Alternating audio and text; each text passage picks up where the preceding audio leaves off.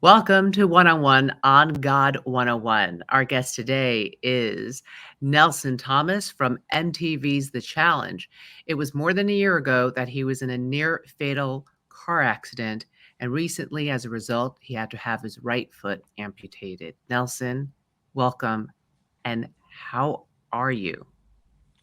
Oh man, you see that big smile on my face. Thank you for having me, first of all. And I'm doing amazing. I'm smiling, I'm breathing, and I can't complain. I have a lot going on in my life. Just got my foot amputated, like you said. A lot has changed. I've had to adapt, but it's been blessing after blessing. Take us back to March of 2023 when you had your accident. Where were you mentally and spiritually? Did you have God in your life back then?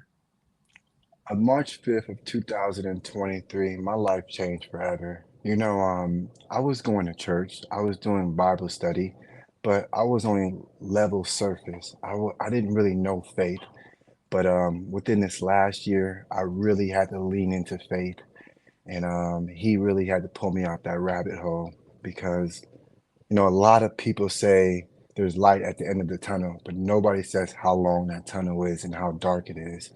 And I really felt it. I fell into depression, I fell into anxiety, I fell into drugs.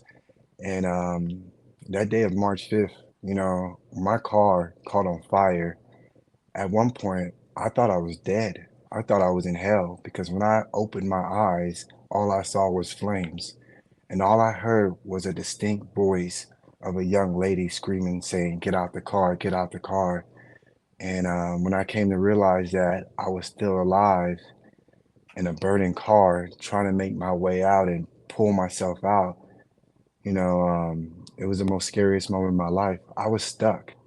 And throughout this entire year, I was trying to save a foot that really burnt up in that fire. I should have cut that foot off a long time ago. But the lessons I've learned throughout this entire year, leaning into God, getting closer with my family, the ones that truly love me, not just there for the good times, but also there for the bad times.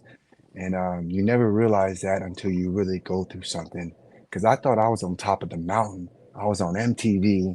I was traveling around the world. People were screaming my names. I never knew what kind of fame that was. It all got thrown at me so fast, especially where I grew up from and where I came from. And, God gave me this platform, and I thought I was living in his shoes. But no, I wasn't living in his shoes. I was living in my own shoes. But now, ever since I started Bible study and going to church a lot more and praying a lot more, and there was nights that I was tearing up, screaming in my pillow, and didn't want to be here no more. And I thought I caused so much pain to everyone else.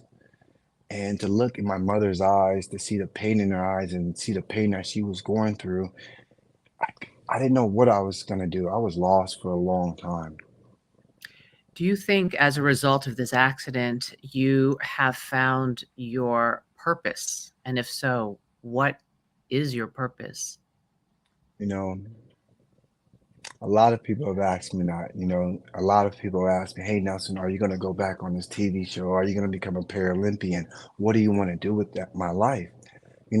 I don't understand what God has in store for me right now, but I know it will unfold later on. But what I do know is that I want to give back. I want to help people. I want to tell people there is light at the end of the tunnel. And throughout my social media and my platform, I want to show them not just the end, but how to get through this tunnel. Because a lot of people don't show that. A lot of people tell you that there's light, but they don't say how to get through the darkness, how you need to not lean into just friends and family. You really need to lean into the faith. And right here, right by my side, right here, this is one thing I keep next to me all the time that I read all the time. I pray all the time. I tell my loved ones all the time. If my mom's going to the store, I love you, mom. My mom's going to the bathroom, I love you, mom. And we don't tell our loved ones that enough because you never know if today is promised because we're living for today. And that's one thing I learned being in that hospital and being in that hospital bed. You go through a lot, you hear a lot. I heard screams, I heard tears, you know, and it just frightened me. And I was lucky to have family and friends close to me because there's people in that hospital that don't have nobody. And one thing I made a promise to myself, when I can get this prosthetic up and going, I'm gonna go to the hospital. I'm gonna offer, hey, do you want to talk? Do you want to play some cards? Or can I just sit with you? Because sometimes people just want people there, not to say one word. Just having that energy and that light there means everything to somebody. What is your prognosis? What did doctors say? What is the journey ahead of you? So 2 days ago, I finally got my stitches out. My leg looks very healthy. In about 2 or 3 weeks, I get fitted for a prosthetic.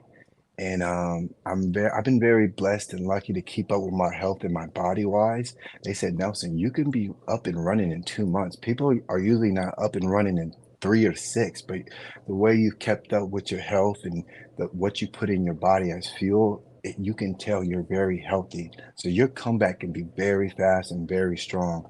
But this is a marathon. This ain't no sprint. And I need to realize that. I want to get up and run and jump, but I got to listen to my body and take my time. With every step is very cautious because it could put at 10 steps forward, it can also put you 20 steps back or backwards, taking the wrong step. And I've realized that. What do you say to God when you're praying right now as you are going through You know this what? healing process? I used to ask God, why me? What did I do to deserve this? Why did you put this burden on me? But I stopped asking him why. I started thanking him.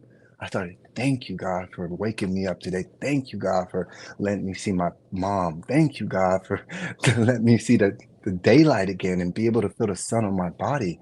So I'm done asking God. I'm done asking God for things. I'm here just to thank him. He's done enough.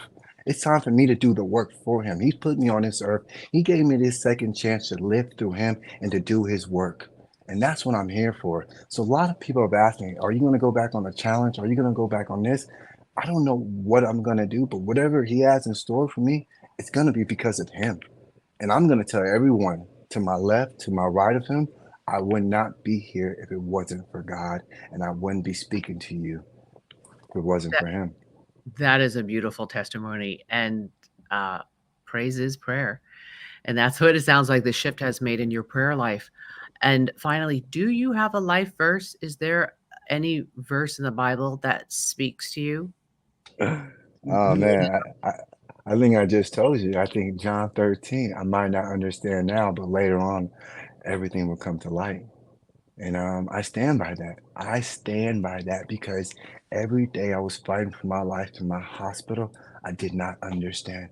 Every day I was at home that I wanted to pop a pill or I wanted to just not be there. I didn't understand why. And you're not going to understand why. And what's wrong with this generation is that we want things now. We want things right now. But it's not on your time. It's not on your time. You're blessed to have the time to be here, so just be thankful because things will unfold within time. You just got to relax and let him do his work and never, ever give up on him because he's there through the bad and good. 1,000%? Well, God is a God of second chances, and you acknowledge you've gotten yours. And I just wish you many more blessings and Godspeed as you take this second chance and push God's kingdom agenda forward. Um, all day. I got my shield now, baby. I got my shield. I'm not leaving home without it. Trust me. Trust me on that one. Nelson Thomas, thank you. Thank you for having me. You have a blessed day.